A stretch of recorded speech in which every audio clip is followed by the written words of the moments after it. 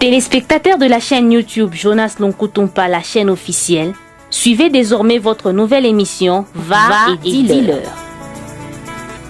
Va et dis-leur, c'est l'histoire d'une vie transformée par Jésus-Christ après avoir servi le diable pendant 25 ans.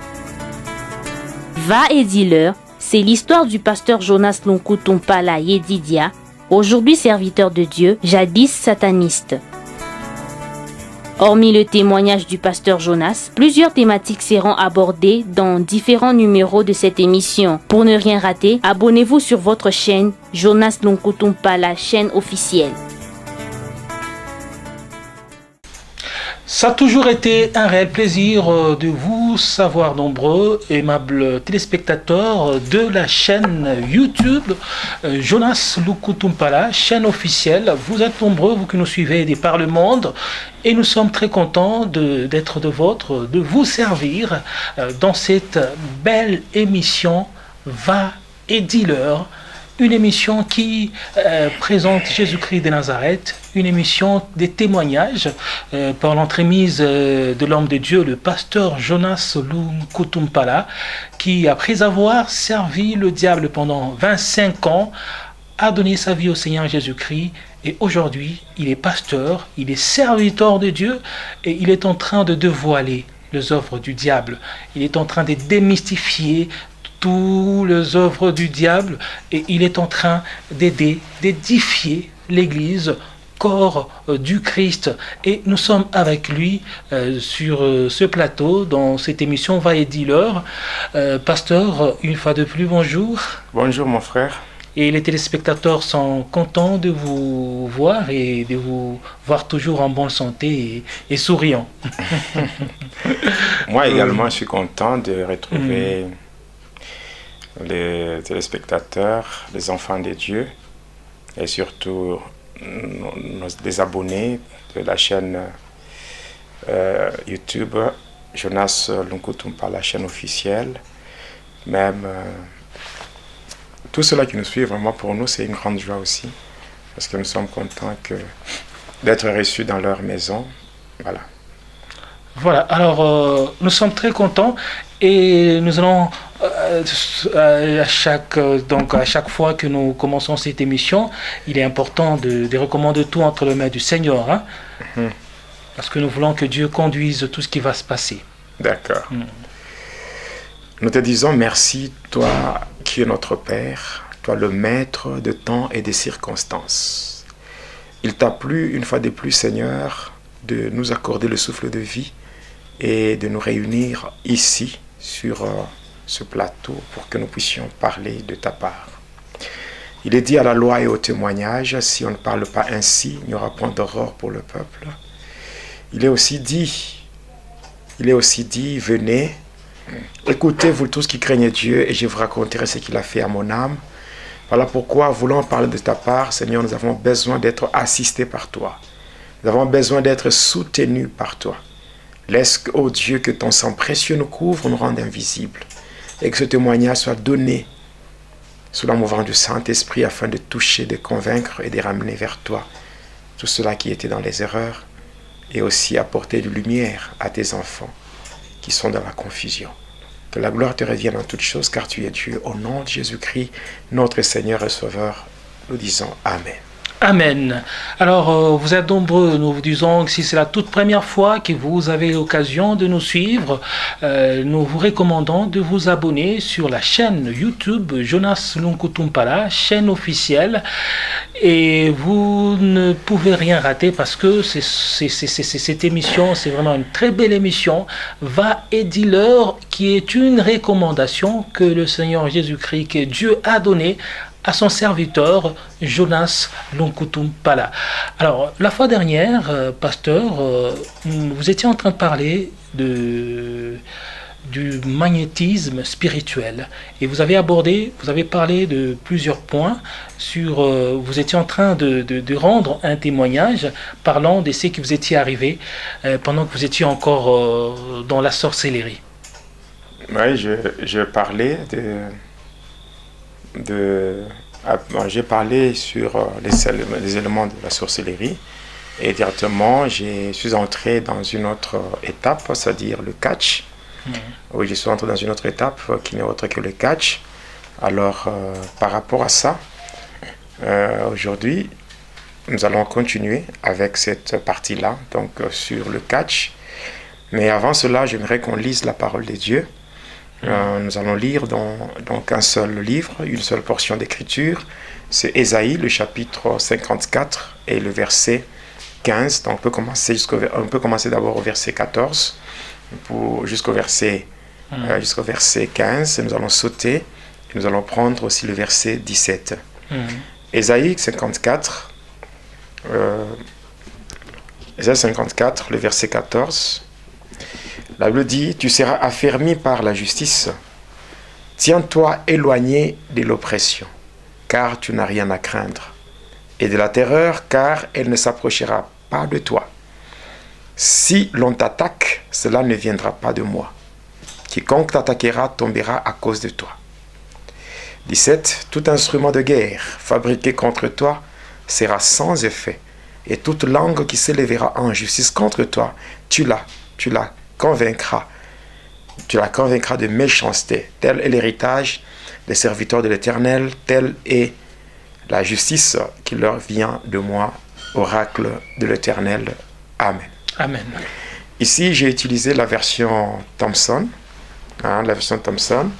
Dans la version Louis II, il est écrit, verset 15, « Si l'on forme des complots contre toi, cela ne viendra pas de moi, et quiconque se liera contre toi tombera sous ton pouvoir. » Et au verset 17, il est dit, « Toute arme forgée contre toi sera sans effet, et toute langue qui s'élèvera en justice contre toi, tu la condamneras. Tel est le salut qui leur viendra de moi, tel est l'héritage. Tel est l'héritage qui leur viendra de moi, tel est le salut qui leur viendra de moi, dit l'Éternel des armées. » Oui, bien-aimés, grande est notre joie, une fois de plus, de vous retrouver encore sur cette chaîne YouTube, Jonas Lunkutumpa, la chaîne officielle. Voilà, nous allons parler sur le magnétisme spirituel, donc une partie qui parle sur du satanisme qui se présente avec une façade sportive, ce que beaucoup de gens appellent le catch. Ici, quand je parle de catch, c'est vrai que j'ai pratiqué le catch africain, mais cependant, les principes sont les mêmes. Avec le catch que nous voyons au niveau de la WWE, donc les gens voient ça. Dans la WWE, donc dans toutes les divisions là, où on voit Raw, SmackDown et tout, bon, les gens sont vraiment attirés par ces choses-là, sans savoir que c'est le diable qui tire profit de tout ça. Parce qu'en fait, en tant qu'enfant de Dieu, je ne pense pas que Dieu serait dans la joie de te voir, toi, enfant de Dieu, derrière le petit écran ou derrière, je ne sais pas, l'Internet, ou voilà, en train de voir des gens qui se battent. Les gens qui sont en train de se blesser, de faire couler le sang et tout et tout. Et tu dis, en tout cas, c'est le sport. Non, je ne pense pas. Donc, Dieu n'est pas dans ces choses-là. Dieu ne tire aucune gloire dans cela. Bien-aimé dans le Seigneur, j'aimerais dire encore ceci. J'aimerais dire, il y a une émission qui sera faite. Une émission qui sera faite pour répondre à plusieurs questions qui ont été posées par les enfants des dieux, par tous ceux-là qui nous ont suivis au travers des émissions précédentes. Cependant, il y a un petit point là qui m'a fait rire, une petite question qui m'a fait rire, c'est par rapport à l'alliance. L'alliance que les gens portent au doigt en rapport avec la vie conjugale. Parce que, paraît-il, il y a, je pense que dans un direct que j'ai fait sur Facebook, je n'avais pas l'alliance au doigt. Et il y a une question qui a été posée pour dire pourquoi le pasteur Jonas ne porte plus son alliance au doigt. J'ai dit, c'était peut-être par mégarde, c'est que j'avais oublié parce qu'il est là. L'alliance, elle est là. Donc, je suis un homme marié et je le resterai comme cela. Je suis un homme marié et je le resterai. L'essentiel, par rapport à ça, moi, je vais dire que beaucoup de gens s'attachent à des futilités. Futilité, que j'appelle futilité, c'est que l'alliance ici qu'on porte, ce n'est qu'une arche. Ça, c'est pas l'alliance, ça, c'est l'arche. L'alliance elle-même est liée à la parole. C'est comme Samson. Samson avait une alliance avec Dieu. Lorsque ses cheveux ont été coupés, on a dit que non, voilà. Samson, les cheveux de Samson, ce n'était pas ça l'alliance. C'était l'arche qui contenait l'alliance. Donc l'alliance, quand elle est conclue, même entre Israël et Dieu, il y avait une arche. Et c'est dans cette arche-là que se trouvait l'alliance. L'alliance, c'est la parole donnée. Tout comme les mariés aujourd'hui, les mariés se donnent une parole, une promesse de fidélité. Je te serai fidèle. Je serai fidèle dans le bonheur tout comme dans le malheur, jusqu'à ce que la mort nous sépare. Et comme symbole physique, on place l'alliance au doigt. Mais en réalité, l'alliance elle-même, ce n'est pas ça. L'alliance, c'est la parole là qui est donnée. Et le respect de cette parole, c'est ce qui fortifie ou qui permet à ce que l'alliance soit maintenue. Mais cependant, il y a des gens qui n'ont pas foi aux yeux, malgré qu'ils portent l'anneau au doigt, mais ils font des bêtises. Donc, ils ont déjà violé ou brisé l'alliance. Voilà, donc celui qui a posé cette question, mon alliance est là, je suis un homme marié. Et je suis un homme marié, un homme fidèle et un homme qui continue à garder son alliance. Voilà. Alors c'était important de donner des éclaircissements à ce sujet et de répondre aux préoccupations de ces bien-aimés qui a posé cette question-là. Oui, alors c'était juste une parenthèse, on vient même de la fermer. Oui. Alors je continue avec le catch. Alors j'étais en train passant déjà par la lecture que nous venons de faire, c'est que nous voulons faire comprendre ceci. Le complot peut être fait. Le complot, même si tu es saint, même si tu as un degré très élevé de la sainteté ou de la sanctification, cela n'empêchera jamais à tes ennemis de faire des complots. Le complot, ce sont des choses qui se font à ton insu. Et les gens qui veulent comploter contre toi ne viendront jamais te tenir informé par rapport à ce qu'ils planifient contre toi. Mais ce qui est bon, c'est que on peut faire des complots sans que tu le saches. Mais celui qui t'a créé, il est informé de tout. Amen. Voilà pourquoi il dit, mais si l'on forme des complots, cela ne viendra jamais de lui. Et s'il y a des gens qui vont se liguer contre toi, ils vont tomber. Alors je t'annonce déjà en passant que tous ceux-là qui se préparent pour te faire du mal, ils vont tomber dans leur propre piège, au nom de Jésus. Amen. Alors, bien-aimé dans le Seigneur, lorsque j'avais reçu de ce catcheur-là, j'avais reçu cette toge et que je l'avais portée. Et étant rentré chez moi, sur cette toge, il y avait une mention au niveau pectoral. La mention là, c'était Zagam. Zagam, c'est le démon qui a le contrôle de 9 cimetières. Et c'est comme ça que moi, quand j'étais vêtu de cette toge, je m'étais endormi chez moi, sur mon lit. Et le matin, quand je m'étais réveillé, j'avais trouvé qu'il y avait un petit colis. Donc il y avait une poudre de couleur verte qui était emballée dans un colis, donc un tissu, voilà, donc une étoffe. Et j'avais pris ça et j'étais parti voir le catcheur. Étant arrivé chez lui, je lui avais remis et lui expliqué tout ça. En tout cas, tu as réussi, c'est que tu as été agréé par Zagam. Mais Zagam, tu ne peux pas, le Zagam, lui, ne peut pas admettre que elle ne peut pas admettre que une fois tu es agréé par lui, qu'il ne reçoive rien. Il faudra vraiment que tu lui donnes quelque chose en termes d'offrande. Par le fait qu'il t'a agréé, il faudra que tu donnes quelque chose en termes d'offrande. Et c'est comme ça que moi, il m'avait donné cette poudre. Il m'a dit que je devais asperger. Je devais mettre la poudre là sur 2 billets de banque. Donc je devais mettre ça. Et une autre poudre, je devais chercher un endroit qui est beaucoup fréquenté par les gens. Et c'est comme ça que je devais aussi asperger là-bas. Et voilà, j'ai pris l'argent. L'argent que j'avais pris avec la poudre dessus, j'avais jeté ça en cours de route. L'objectif, c'était quoi? La personne qui pouvait ramasser cet argent devait mourir. C'est comme ça qu'il faut vraiment faire très attention. Il y a beaucoup de gens qui aiment ramasser l'argent sur la route. Tu trouves l'argent qui n'est pas à toi et tu prends. Et tu pars. Et tu dis, en tout cas, vraiment, c'est une chance. Voilà. Et tout ça sans tenir compte des conséquences. Il y a des gens qui meurent comme ça, à cause de l'argent qui n'est même pas à la hauteur. C'est donc l'argent qui n'est pas l'équivalent de leur valeur. Il y a des gens qui meurent comme ça. Il faut faire très attention.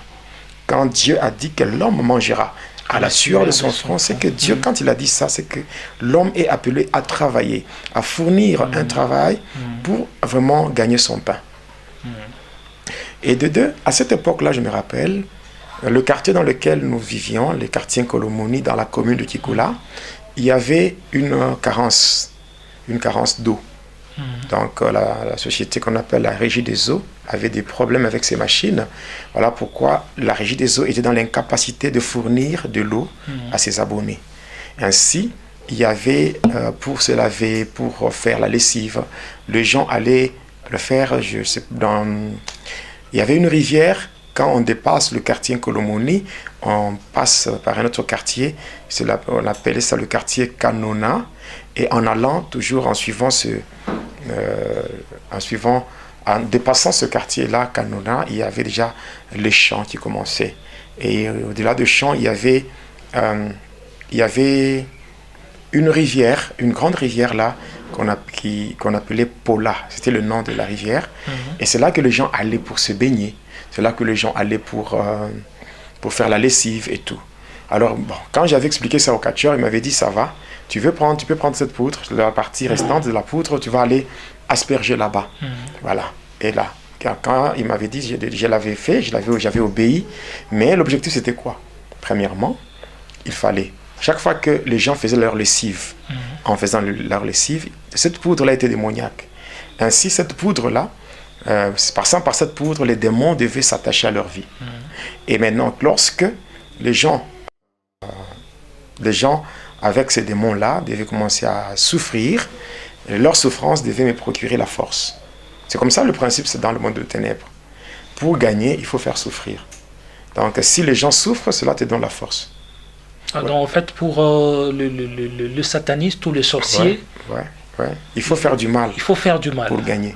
Donc si tu veux beaucoup gagner, il faut faire du mal. Il faut plus faire le mal. Oui, il faut faire souffrir les gens. Que la souffrance des gens, c'est ce qui se transforme en joie chez les satanistes. Parce que le diable n'aime pas que les gens aient la paix. Lorsque les gens souffrent, ils sont tourmentés par les mauvais esprits, lorsqu'ils sont tourmentés par des situations compliquées, et comme ça, quand ils n'ont pas la paix, c'est difficile pour eux de s'attacher à Dieu. Et pendant qu'ils souffrent, de l'autre côté, c'est nous qui gagnons. C'est comme ça qu'on faisait. Alors, c'est comme ça que j'ai toujours déclaré, quand j'arrive sur cette partie, s'il y a des gens qui font de ta souffrance leur joie, aujourd'hui, au nom de Jésus, que leur joie se transforme en deuil. Amen. Oui, que ceux-là qui se procurent leur joie, passant par la souffrance des innocents, alors que leur joie se transforme en deuil, au nom de Jésus. Oui, qu'ils pleurent, oui, parce que c'est pas vraiment bien. Et voilà, j'avais fait ça. Et ici, je sens vraiment que je dois parler de quelque chose, que vous pouvez revenir sur quelque chose, pasteur, et voyant aussi ce qui se passe même pratiquement avec beaucoup de dirigeants en Afrique, ou ceux-là qui sont au pouvoir. Vous sentez qu'ils ont la possibilité de faire mieux, mais ils se réjouissent plutôt de voir leur peuple souffrir, et ils se réjouissent à ça. Oui, c'est ce qui fait que le diable puisse le maintenir au pouvoir. Oui. Faire la politique dans ce monde, ce n'est pas vraiment le partage de chrétiens. Ça, c'est ma façon de voir les choses.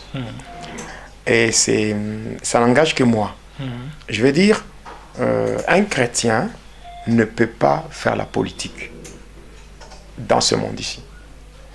Un chrétien ne peut pas faire la politique parce que cela lui fait plaisir. Un chrétien ne peut faire la politique s'il est envoyé par Dieu dans ce système-là afin de changer les choses. Parce qu'en fait, il faut toujours que dans le milieu politique, qu'il y ait des gens qui représentent qui représentent les enfants de Dieu, afin de faire changer les choses. Et ces gens-là que Dieu envoie sont dotés d'un pouvoir de résistance. Résistance au péché, résistance à toutes les sollicitations qui ne glorifient pas Dieu. Voilà pourquoi, si vous allez dans le domaine politique et que vous n'avez pas, parce que c'est un domaine qui est dirigé par... il y a des démons tels que Jupiter, qu'on appelle Zeus, il y a Mercure, qu'on appelle Hermès, qui sont vraiment beaucoup plus dans ce domaine-là, et qui sont invoqués par les adorateurs de Satan pour se maintenir au pouvoir. Mais cependant, lorsque c'est Dieu qui vous envoie, c'est Dieu qui vous donne un mandat, vous allez là-bas pour faire changer les choses. Par exemple, si Dieu voit que son peuple est tellement dérangé, donc son peuple est soumis à une souffrance injuste, mais il faut qu'il y ait quand même quelqu'un là-bas pour faire changer les choses. Voilà pourquoi il est vraiment très très important. C'est comme le cas de Shadrach, Meshach, Abednego. C'est comme le cas de Daniel. Voilà, ces gens-là étaient là, ils se sont retrouvés, mais ils étaient dotés d'une certaine résistance, au point que tous ceux qui ne glorifiaient pas Dieu, ils n'acceptaient pas. Oui, même Joseph aussi. Voilà, même Joseph. Mais quand nous voyons aujourd'hui, il y a certains chrétiens qui se disent chrétiens, et dès qu'ils entrent dans le milieu politique, ils ont changé de coloration. Ils sont devenus tout autres. Il y en a d'autres qui ont même été initiés au satanisme pour garder le pouvoir. Ça veut dire tout simplement que, donc, quand ce n'est pas Dieu qui vous a envoyé là-bas, il ne faut pas tenter le diable. Il ne faut pas donner l'accès au diable. Mais si c'est Dieu qui vous envoie avec une mission précise, allez-y pour accomplir, parce que là, vous allez vous opposer à certaines choses. Et voilà, même Daniel, le fait de s'opposer, Shadrach, Meshach, Abednego, le fait de s'opposer, mais ça a permis... C'est la guerre, tu auras des ennemis. Ça a permis de changer les choses. À la fin, le roi a dit, le Dieu qu'il faut adorer, c'est le Dieu de Daniel. Le Dieu qu'il faut adorer, c'est le Dieu de Shadrach, Meshach, Abednego. C'était par rapport à leur résistance. Ce que Dieu appelle à la politique, il les appelle pour un but donné. Un but précis. Et les résultats? Les résultats, c'est un changement. Un changement. Un changement où on voit la gloire de Dieu. Mais cependant, aujourd'hui, nous avons des gens qui étaient des chrétiens, mais qui sont devenus des grands menteurs, qui sont devenus des satanistes, mais qui font tout n'importe quoi. Et qui ne font rien en termes de changement. Voilà. C'est que ce n'est pas Dieu qui les avait envoyés là-bas. Ils sont allés eux-mêmes, passant par leurs intérêts, donc par leurs intérêts matériels, des intérêts financiers, voilà. C'est tout ça. Après, il y a d'autres qui étaient juste assoiffés du pouvoir, qui avaient besoin du pouvoir, de l'autorité, c'est tout. Voilà. Alors, et là, on peut revenir maintenant au témoignage. Oui. Voilà. Quand j'ai reçu... Vous étiez en train de jeter la poudre à la rivière. Quand j'ai reçu cette poudre, comme je voulais dire, quand j'ai reçu cette poudre, premièrement, il y avait ces gens-là qui souffraient. Et ça nous a tiré à nous la force. Et de deux, toujours sur cette eau-là, quand j'avais déversé cette poudre, c'est comme ça que quand j'avais aspergé la poudre, et il y avait un enfant qui était mort, qui s'était noyé. Voilà. Et par après, moi, quand j'étais rentré voir le catcheur, il me dira que je devais retourner là-bas. Je devais retourner là-bas, toujours sur cette rivière-là, et saisir la créature qui devait sortir de l'eau. Et c'est comme ça que j'étais rentré là-bas. Donc c'était autour de 23h30. Quand j'arrive là-bas, j'étais à la rive, et je commençais à faire des incantations. Et je faisais des incantations. Et après 30 minutes, j'arrivais vers minuit. Il y avait un vent violent qui commençait à souffler, il y avait des vagues, donc un vent violent comme un ouragan, qui soufflait vraiment là. Et c'est comme ça que moi, je devais maintenant descendre dans l'eau et aller juste là au milieu de la rivière. Et j'étais descendu dans l'eau, je suis arrivé là-bas. Vers minuit, il y avait une créature qui était sortie de l'eau, c'était une bête. Une bête, donc c'était un hippopotame qui avait plus de 6 têtes. Et maintenant, moi, je devais le tenir. Je devais tenir cet hippopotame-là. Je devais le serrer fortement dans mes bras. Et c'est comme ça que quand il était sorti, l'hippopotame, et je l'avais tenu comme ça, je l'avais serré fortement contre moi. Et j'avais fermé les yeux. Après quelques temps, quand j'avais ouvert les yeux, l'hippopotame n'était plus là. Où était-il parti? Il était entré en moi. Et quand je sortais de l'eau, j'étais vraiment très lourd. Je pesais vraiment. Et j'étais sorti comme cela. J'ai toujours dit que le Seigneur Jésus-Christ, il est merveilleux. C'est un Dieu qui m'a tiré de très loin. J'ai dit, il m'a sauvé sans moi. Oui, il m'a sauvé sans moi. Il m'a transformé, il m'a changé et il a fait de moi ce que je suis aujourd'hui. Que la gloire lui soit rendue et je lui serai toujours reconnaissant parce qu'il m'a libéré de cette emprise maléfique. Alors quand j'étais sorti comme cela, j'étais rentré à l'hôtel. Et le catcheur m'invite. Il m'invite là, dans sa chambre. Alors nous étions là à deux en train de parler et il me dit que ce jour-là, on devait faire ce qu'on appelle le yarga. Hein? Donc il me dit, c'est le terme, hein, le terme un peu vulgaire là qu'il avait utilisé. Il avait dit, aujourd'hui tu vas accéder au yarga. Je dis, le yarga?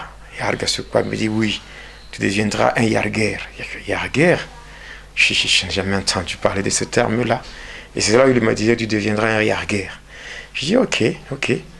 C'est comme ça qu'il avait pris une bouteille de bière, la bière locale qu'on appelait la Simba. Alors, il m'avait donné, avec un bouchon de couleur bleue, et j'avais enlevé le bouchon. Après avoir enlevé le bouchon, je commençais à boire, et je buvais. Et pendant que je buvais, le goût, ce n'était pas la bière, c'était du sang. C'était du sang humain. Et ce jour-là, cet homme avait fait boire le sang humain. Toute une bouteille remplie du sang humain. Mais avant que vous puissiez ouvrir la bouteille, elle était hermétiquement fermée. Hermétiquement fermée comme une bouteille qui vient tout droit du lieu de fabrication. Oui. Mais curieusement, ce qui était dedans... Mais j'avais ouvert le bouchon. Et quand je buvais, ce n'était pas la bière, c'était du sang humain. Mais après cela, il me dit, quand j'ai terminé, il me dit, en tout cas, tu deviens un yarguer. Donc, des choses là bizarres. Après ça, j'étais parti. Et il m'invite le lendemain. J'étais encore là. Arrivé, maintenant, cette fois-là, dans sa chambre, il y avait dans un coin, il y avait un brasero. Et sur ce brasero, il y avait le feu. Et puis, d'un côté, dans notre coin, il y avait un vase qui contenait de l'eau avec des racines à l'intérieur. Après, il me dit, ok, et il me demande, d'abord, il prend son sac. Et de là, il fait sortir une peau. La peau d'une bête qu'on appelle le jaguar. Donc, c'est une peau qui est achetée là. Alors, il met ça par terre. Et il prend, toujours dans son sac, il prend le colis que j'avais ramené du cimetière.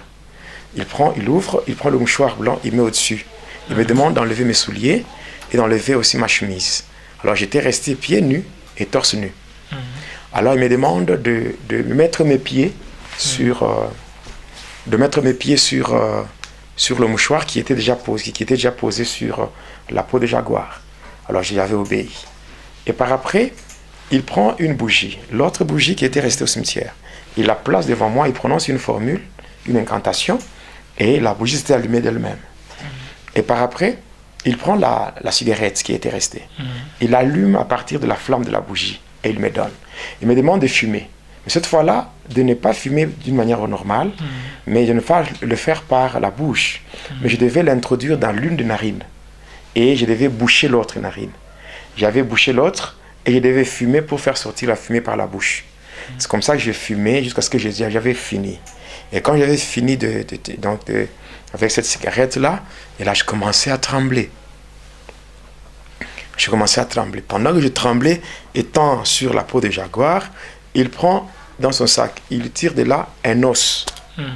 Un os, donc un ossement humain. Il met ça sur le feu qui était sur le brasero. Et après, quand ça commençait à se brûler, l'os commençait à changer de couleur. Ça devenait une couleur noire. Et après, il prend l'os qui avait pris cette coloration noire. Il prend le sel indigène qui était sur un mouchoir.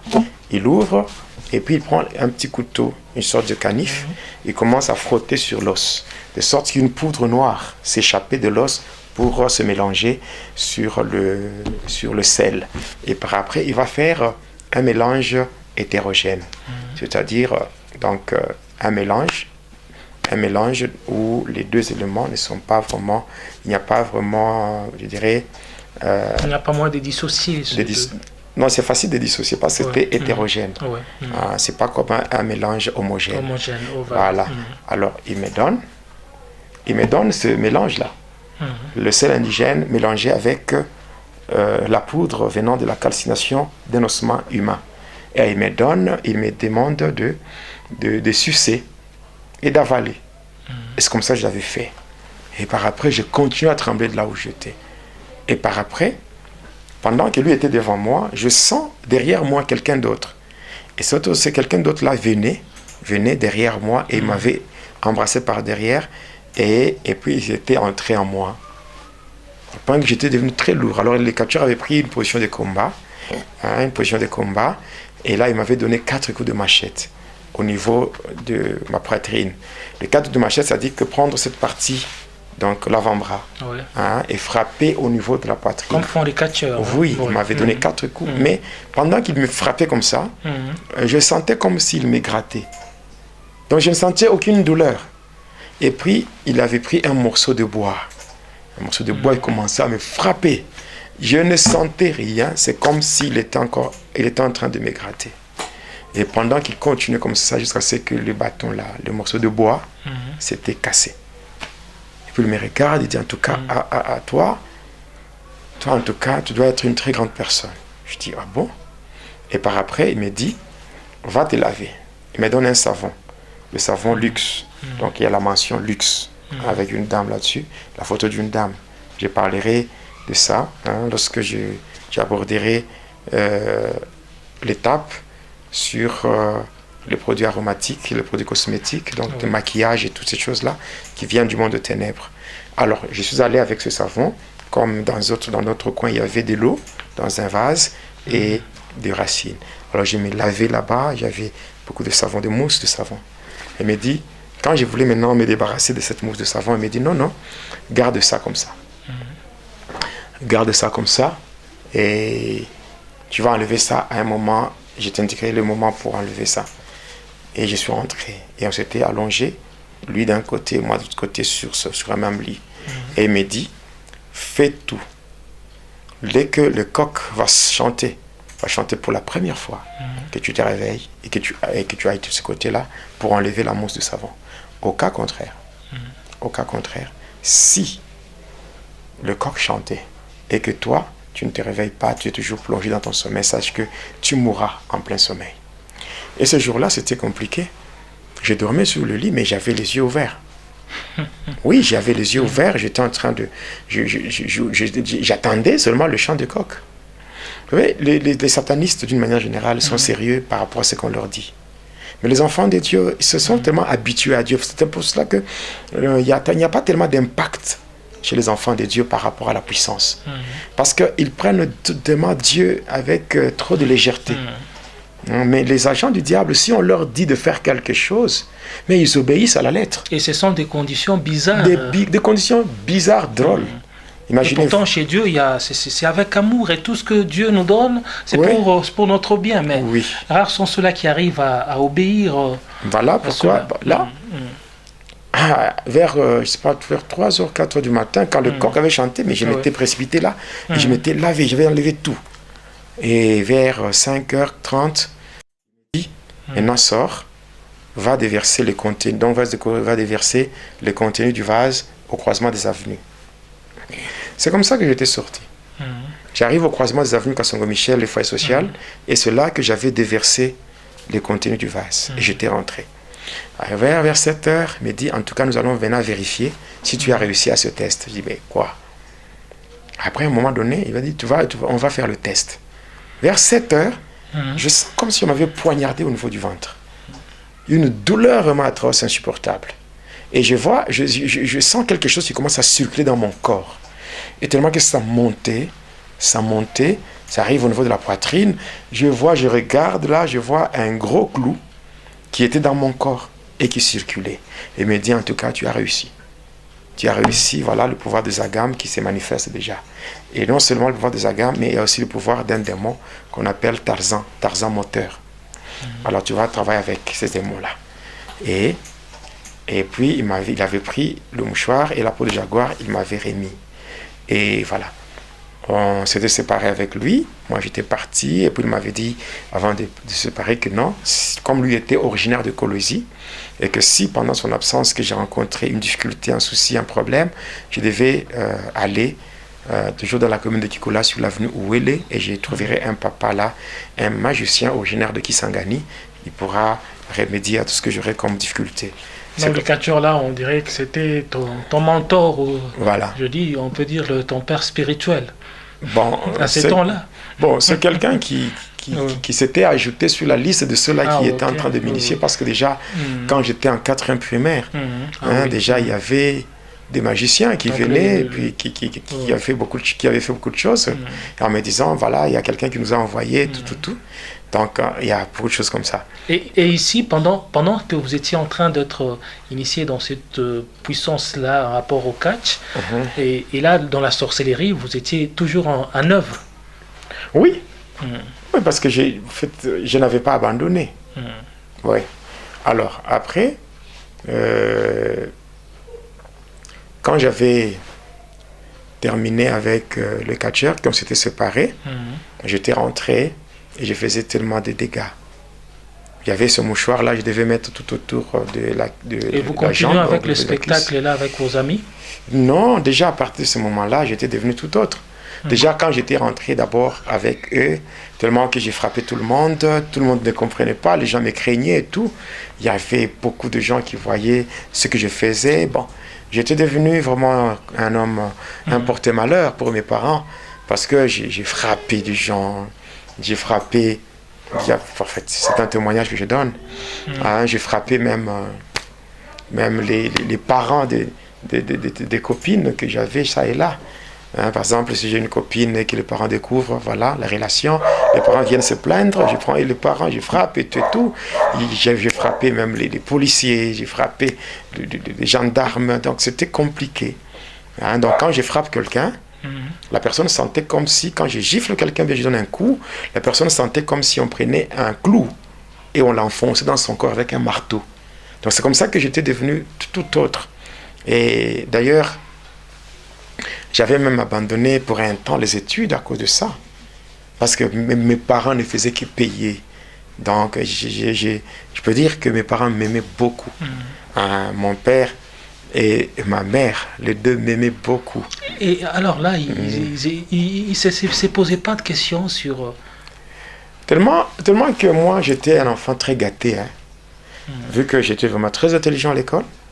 Je pouvais faire même un mois sans passer à l'école, mais quand j'ai rentré, je pourrais être premier de la classe. Je pouvais être même au collège, on savait, même le préfet, le frère Xaveria, tout le monde savait.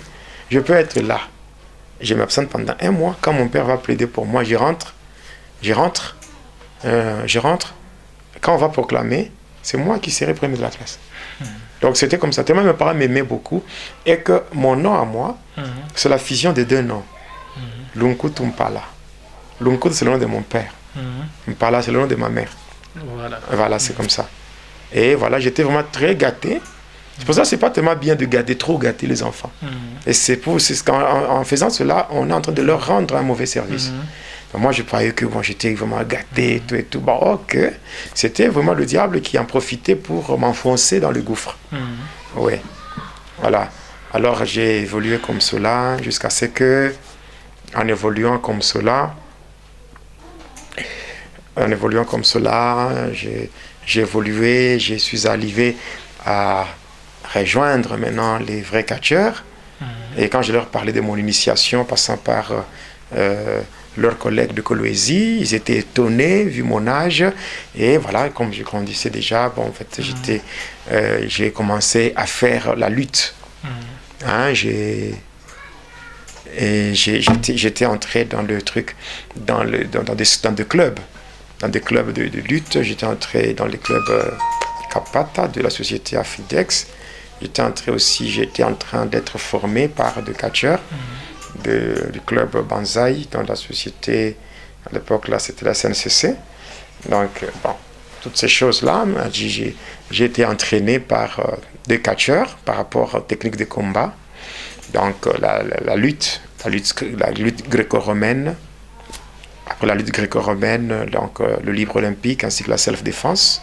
Donc tout ce qui est lié aux techniques de combat, ça j'ai appris. J'ai appris toutes ces choses-là et bon, j'ai évolué jusqu'à ce que j'ai atteint des dimensions vraiment élevées. Et voilà. Mais comme j'étais encore avec mes parents et tout, mon père avait commis une erreur. Il avait payé une maison au lieu de mettre des locataires là-bas, mais il m'avait donné cette maison. Il m'a dit, c'est ça, maintenant tu peux rester là-bas. Et c'était une occasion pour moi de faire de n'importe quoi. Donc j'avais maintenant ma propre maison, une maison de plus de 5 pièces, j'ai resté seul. Et là, je faisais tout. Je faisais tout. Les catcheurs venaient me voir à la maison. Tellement que j'évoluais tellement rapidement. Et comme j'avais le contrôle de 9 cimetières passant par Zagam et tout, donc il y avait des catcheurs qui venaient me voir pour organiser les combats. Parce qu'il y avait des combats qui se faisaient la nuit. On prépare le combat la nuit et pendant le jour, c'est là que le spectacle sera fait dans le stade, sur le ring. Voilà. Et ça se préparait spirituellement. Oui. Mais c'est du satanisme, qu'on ne vous trompe pas. Hein? Et souvent, on parlait d'un terme là, dans mon pays, on dit le système est à débat-bord. Hein? Système à débat-bord, c'est-à-dire, oui, bon, ça c'est un terme, donc je peux dire de mon pays. Hein? Système est à débat-bord, comme ça on me disait. Système à débat-bord, c'est-à-dire, dès qu'on est dans le physique, quand on monte sur le ring, on commence à se battre et tout, et après un certain temps, quand on voit que les choses se compliquent, on change de stratégie. On entre dans la dimension métaphysique. Dans la dimension métaphysique. C'est comme ça que les choses se faisaient. Et en fait, il y a des ceux-là qui disent que le catch, c'est l'arrangement. Non. Ils s'arrangent pour que l'autre gagne, pour que l'autre emporte, et c'est pas l'arrangement. C'est pas un arrangement. C'est pas un arrangement, c'est du satanisme, et c'est le diable qui est glorifié au travers de ces bêtises-là. Oui. J'ai déjà été attaqué par des catcheurs. Le fait que j'étais en train de témoigner. Je me rappelle l'année 2017. L'année 2017, quand j'ai donné ma vie au Seigneur Jésus-Christ, on m'avait invité par un apôtre. C'est l'apôtre Josué Ngoyi qui avait lancé sur le marché du disque un album intitulé Twende Kwababa. Les feux Josué Ngoyi. Oui, oui, il m'avait invité dans son église. Et j'étais parti pour donner mon témoignage. J'étais arrivé là-bas, j'ai donné mon témoignage. Le jour où, pendant que je donnais mon témoignage, il y avait aussi un spectacle de catch au stade. C'était à la Kenya. C'est non loin de l'église, c'était non loin du stade. Mais à leur grande surprise, les catcheurs s'étaient rendu compte qu'il n'y avait pas beaucoup de gens. Parce que j'étais en train de dévoiler les œuvres. Et qu'est-ce qui s'est passé? Quand ils avaient constaté cela, ils avaient dépêché 2 catcheurs. Donc 2 grands catcheurs qui étaient venus avec l'intention de me menacer pour que je me taise. Alors ils étaient venus à l'église. Ils sont arrivés au niveau de la porte, je les ai vus. Ceux qui étaient au service des protocoles commençaient déjà à trembler parce qu'ils voyaient des catcheurs. Moi, quand je regardais ces gens-là, j'avais pitié. J'avais pitié parce que quand je les regardais, c'était des grands catcheurs qui avaient une renommée. Maintenant, quand je les regardais, j'avais pitié dans le sens que ces catcheurs-là, quand j'étais dans le satanisme, le degré que j'avais atteint dans le satanisme, ces catcheurs ne pouvaient pas s'approcher de moi. Oui, sur le plan mystique, ces catcheurs ne pouvaient pas s'approcher de moi. Ils ne pouvaient pas s'approcher de moi parce qu'ils étaient vraiment trop inférieurs à moi. Mais alors quand je les regardais, étant déjà en Christ, dans le Seigneur, donc je me disais, mais c'est du n'importe quoi. Parce que là, je les voyais encore plus petits que quand j'étais dans le satanisme. Je les voyais plus petits parce que, pourquoi? Parce que je savais que celui qui était en moi, il est plus fort. Il est plus fort. Il était plus fort, il est plus fort que tous les démons qui sont dans le catcheur. Donc même les enfants de Dieu qui me suivent, ils ne doivent pas trembler devant le catcheur à cause de leur corpulence ou leur morphologie. Non. Nous, en tant qu'enfants de Dieu, le fait que nous avons reçu Jésus, nous avons déjà reçu de sa part un pouvoir. Voilà pourquoi lui-même, dans Luc 10, 18 à 19, il dit, j'ai voyé le diable Satan tomber du ciel comme un éclair. Mais voici, je vous ai donné le pouvoir de marcher sur les serpents, les scorpions et sur toute la puissance de l'ennemi, et sachez que rien ne peut vous nuire.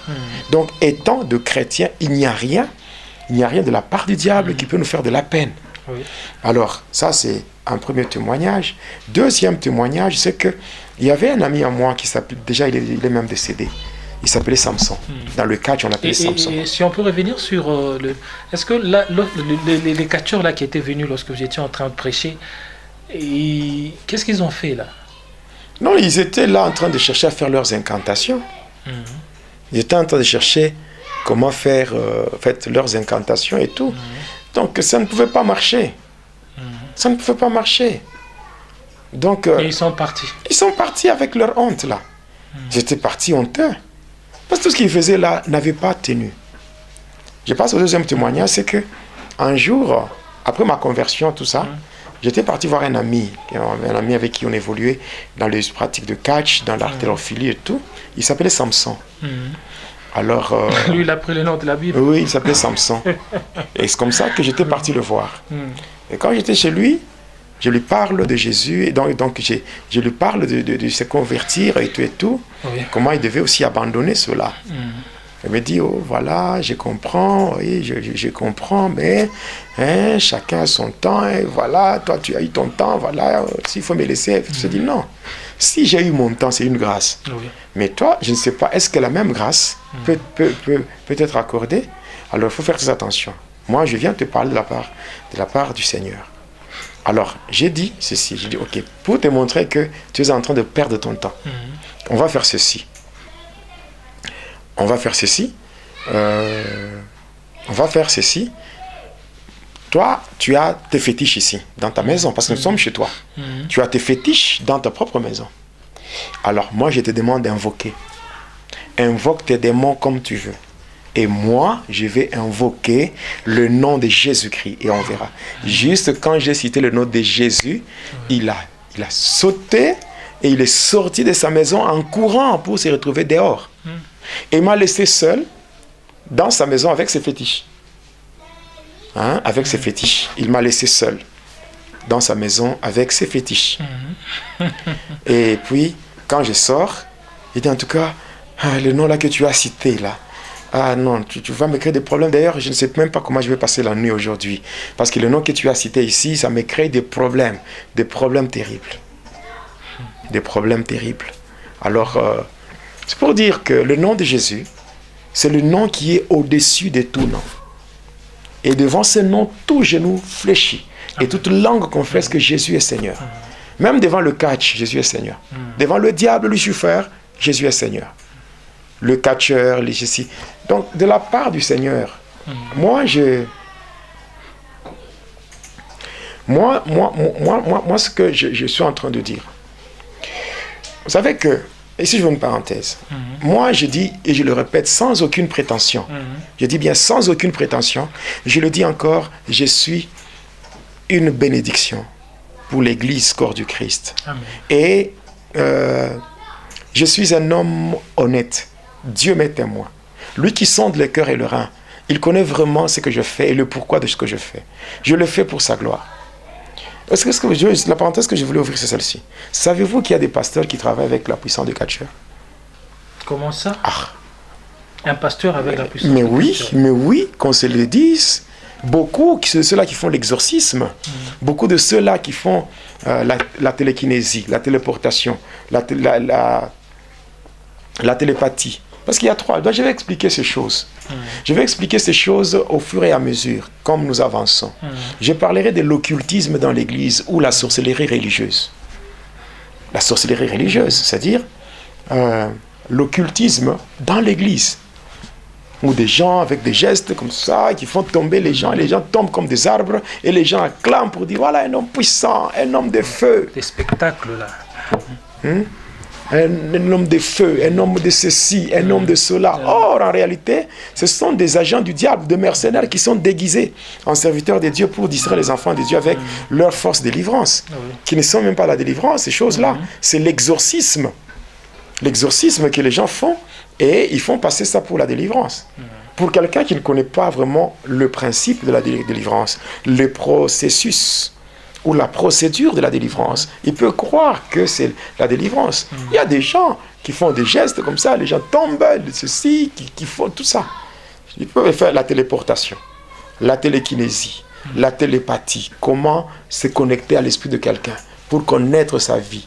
Oui, toutes ces choses. Moi, quand je le dis, je ne suis pas là pour glorifier le diable. En fait, vous avez dit, parce qu'on est tellement, on veut déjà connaître, quand même, vous avez dit qu'il y aura une émission dans laquelle vous allez parler donc sur je vais parler, croyez-moi, donc même, prenez votre mal en patience, parce que je vous dis vrai, Dieu m'est témoin. Moi, Jonas, je suis prêt, même s'il faut aller au sacrifice suprême. C'est-à-dire même s'il faut donner ma vie pour la cause du Seigneur, je suis prêt. Même s'il faut mourir, parce que si j'étais un homme impeureux, j'allais abandonner. Imaginez-vous tout ce que j'ai déjà subi comme empoisonnement. Je devais abandonner. On m'a déjà tiré à bout portant sur moi. On m'a déjà kidnappé. Donc on a déjà fait beaucoup de choses contre moi, mais je n'ai pas encore abandonné. Je n'ai jamais abandonné et je n'abandonnerai jamais. Je n'abandonnerai jamais. D'ailleurs, tel que je suis, ceux qui sont proches de moi savent. Je n'ai même pas le repos. Je n'ai pas le repos. J'ai une église avec des extensions. Je suis en train de gérer. Je prie pour les gens. Mais maintenant, là, je peux vous dire que j'ai fait pratiquement plus de 6 jours. Je ne sais même pas manger. À cause tout simplement du travail que le Seigneur m'a donné. Et je le fais avec joie. Je le fais avec joie. Parce que quand j'étais de l'autre côté, même le diable le savait. J'étais parmi les éléments que le diable utilisait puissamment. Quand on m'a envoyé dans des missions, le diable savait, dans des missions les plus difficiles. Moi, j'étais parmi les gens qui étaient envoyés dans des missions difficiles. Alors, ici, mais maintenant que je suis dans le Seigneur, je ne me donnerai jamais du repos. Je dois maximiser. Je dois faire. Donc, je dois avoir plus de zèle que ce que j'avais quand j'étais du côté de ténèbres. Maintenant, je dois faire la volonté de Dieu. Et je dois démasquer les agents de ténèbres. Je dois expliquer clairement. Ouais, par exemple, dans les églises, il y a des trucs, des formules comme take it. Take it. Take it. Receive it. Receive it. Tout ça. Pourquoi Receive. Pourquoi Parce que take it, c'est reçoit. Receive it, tout la même chose. Reçoit. Donc pourquoi distraire les enfants de Dieu? Or que take it, receive it, ce sont les démons de la démonstration qu'on utilise dans la Kabbale, n'est-ce pas? Dans la Kabbale juive, dans l'ordre de Melchisedec, dans la magie sainte. On les utilise, mais pourquoi distraire les enfants de Dieu? Donc ils prennent le même chose là. Mais comment? On amène ça dans les églises. C'est pratiquement. On amène ça dans les églises. Moi, je parle pour faire tomber le voile. Ici, on ne doit pas se voiler la face. Il faut qu'on se dise la vérité. Qu'est-ce que moi je gagne comme intérêt? D'ailleurs, moi, tel que je suis un homme responsable. Je suis un homme responsable, un intellectuel. Pour votre information, j'ai 3 diplômes d'université. Bon, je peux toutefois, j'ai 3 diplômes d'université. Je peux toutefois gagner ma vie honnêtement en trouvant un boulot. Et je commence à gagner ma vie avec ma femme et mes enfants. Nous sommes là, calmement. Nous gagnons notre vie. Mais qu'est-ce que je gagne dans tout ce que je fais? À part glorifier le Seigneur. Parce qu'il n'y a aucun pasteur, Dieu m'est témoin.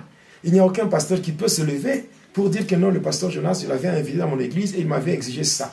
Il y a des pasteurs qui m'appellent, non pasteur, tu vois, il faut qu'on te donne combien? Ton cachet, ton enveloppe. Je dis, ah bon?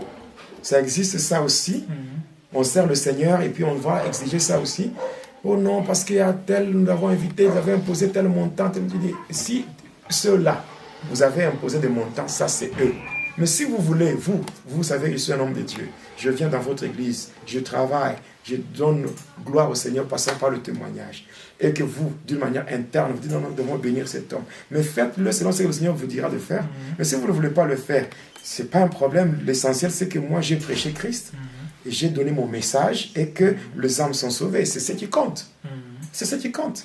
Il n'y a personne qui peut se lever pour dire que non, le pasteur Jonas m'avait exigé quoi que ce soit. C'est faux. Et par là, vous pouvez dire que dans la démonstration de puissance qu'aiment beaucoup pratiquer certains pasteurs, il y a de ceux-là qui vont consulter les catcheurs. Mais qu'on se dise la vérité, moi-même tel que je suis, combien de pasteurs avaient pris le pouvoir chez moi? Le pouvoir de la délivrance, le pouvoir de la prophétie, combien? Combien qui venaient prendre le mouchoir chez moi? Et comment ça doit se différencier entre la vraie délivrance et ces choses-là qui pratiquent le faux pasteur? Le miracle vrai, c'est la glorification de Christ par le Saint-Esprit. Et c'est Dieu qui est glorifié. On sent que ce qui se fait, c'est Dieu qui tire la gloire. Mais lorsqu'il y a des miracles qui se font, et que ce sont les hommes qui sont glorifiés pour former des fanatiques dans leurs églises. Aujourd'hui, dans les églises, au lieu que les gens soient des disciples du Seigneur, mais sont devenus des fanatiques des pasteurs. Là, c'est compliqué. Même moi, dans l'église, je prêche Christ, je fais tout ce que le Seigneur me dit de faire. Et quand il y a de témoignages, il y a de ceci, il y a de cela, moi, je dis toujours, évitez. Évitez, même dans l'église, je dis évitez. Évitez. Glorifiez Dieu. Ne soyez pas mes fanatiques à moi. Vous allez me faire tomber. Devant Dieu, oui. La gloire, c'est un domaine privé de Dieu. Voilà. La gloire, c'est un domaine privé de Dieu. Donc, il y a tellement beaucoup de choses. C'est comme le phénomène, les dieux d'eux. Ouais. Les dieux d'eux. Aujourd'hui, les gens... Le Dieu de mon Père tel. Voilà. Au lieu de prier, au lieu de prier au nom de Jésus-Christ, maintenant on dit, il faut prier au nom de Dieu d'eux, le Dieu du pasteur. Mais dire, par exemple, le Dieu d'Abraham, le Dieu d'Isaac, c'est pas un problème. Le Dieu d'Abraham, le Dieu d'Isaac et le Dieu de Jacob, c'est ce Dieu-là qui s'appelle Jésus. Oui. Il a même dit, avant qu'Abraham fût, je suis. Oui, avant qu'Abraham fût, je suis. Voilà. Mais dire le Dieu du pasteur Jonas? Non, je refuse au nom de Jésus. Oui, je refuse au nom de Jésus. Pourquoi cette langue gymnastique? Bon, le Dieu du pasteur Jonas s'appelle comment? Mon Dieu à moi, son nom c'est comment? Quand vous dites le nom du pasteur, le Dieu du pasteur Jonas, ok? Bon, mon Dieu à moi, il a un nom. Son nom c'est Jésus. Au lieu de dire le Dieu du pasteur Jonas, dites seulement le Dieu, donc dites seulement au nom de Jésus-Christ, parce que c'est lui mon Dieu. Mon Dieu a un nom. Alors, si nous allons vers les années 80, les années 80, les années 70, 80, vers ces années-là. Bon, pourquoi on ne priait pas au nom du Dieu du pasteur? On priait au nom de Jésus. On priait au nom de Jésus-Christ. Maintenant, pourquoi seulement aujourd'hui? C'est parce que la Kabbale est entrée en jeu. Aujourd'hui, il y a de ce gens-là qui parlent de non, quand vous priez, il faut prier au nom de Yeshua Mashiach, le nom de Yeshua Mashiach, le nom de Jésus, vous êtes perdus. Ah bon? Ah bon? Et Jésus, Yeshua Mashiach, Yeshua Mashiach, Yeshua Mashiach, c'est Jésus. C'est Jésus-Christ. Jésus-Christ, c'est en français. Si nous prenons en hébreu et dans la langue araméenne, il y a Yeshua Hamashiach, Yeshua Hamashiach. Il y a en grec qu'on appelle Jesus Christos. C'est simple, non? Pourquoi commencer à inventer des formules là pour distraire les enfants de Dieu? Comment des choses pareilles? Je parlerai, même quand on dit où est le Dieu d'Élie? Où est le Dieu d'Élie? Où est le Dieu? Donc je vais expliquer clairement qu'est-ce que ces choses signifient, au lieu de distraire les enfants de Dieu avec des futilités, des histoires à dormir debout. Voilà. Alors, pasteur, c'est presque la fin. Je sais qu'il y a encore beaucoup de choses que vous vouliez dire sur le catch. Oui, on va continuer prochainement. Je pense qu'on va continuer. On va continuer. Bon, parce que j'ai dit que prier pour le monde ne s'arrête pas aujourd'hui. Ça va continuer. Ça continue. Les enfants de Dieu seront toujours édifiés. Sur Facebook, il y a la page Grâce sur Grâce. Il y a plusieurs pages. Donc, il y a la page Grâce sur Grâce. Il y a la page Jonas, donc Pasteur Jonas Lonkutu Ministries. Il y a cette page. Vous pouvez trouver. Vous allez dans des groupes. Il y a par exemple écrit ça et les amis du pasteur, écrit ça et les amis de l'apôtre Jonas. Il y a écrit ça grâce sur grâce. Il y a ministère international, prions pour le monde. Voilà. Sur YouTube, vous connaissez bien Jonas Lonkutumpa, la chaîne officielle. Tu es là. Donc moi je pense que tout ce que nous faisons, c'est enregistré. Ils peuvent suivre ça. Ils peuvent suivre sur Facebook, sur YouTube.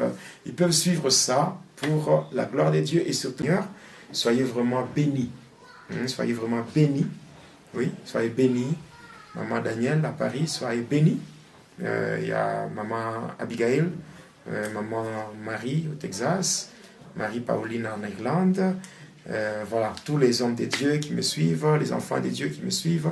Voyez, soyez bénis et je vous dis sincèrement merci pour votre soutien par rapport à l'œuvre de Dieu. Voilà, donc le reste, c'est au prochain numéro que nous aurons à donner, le prochain numéro de Va et Dealer. C'est pour votre bien, pour votre édification, pour briser, ou je dirais pour faire tomber le voile et pour vous connecter à la vérité qui libère, la vérité qui sauve. Au nom de Jésus. Merci. En tout cas, moi également, je ne peux que vous bénir et vous dire de rester branchés sur votre chaîne YouTube, Jonas Lonkutumpa, la chaîne officielle. En tout cas, plein de bonnes choses vont devoir vous suivre avec l'homme de Dieu, le pasteur Jonas Jedidia. En tout cas, nous disons merci à vous et nous disons merci à notre réalisateur Boni Verdict Béa. Que l'Éternel Dieu vous bénisse. Au prochain numéro. Au revoir.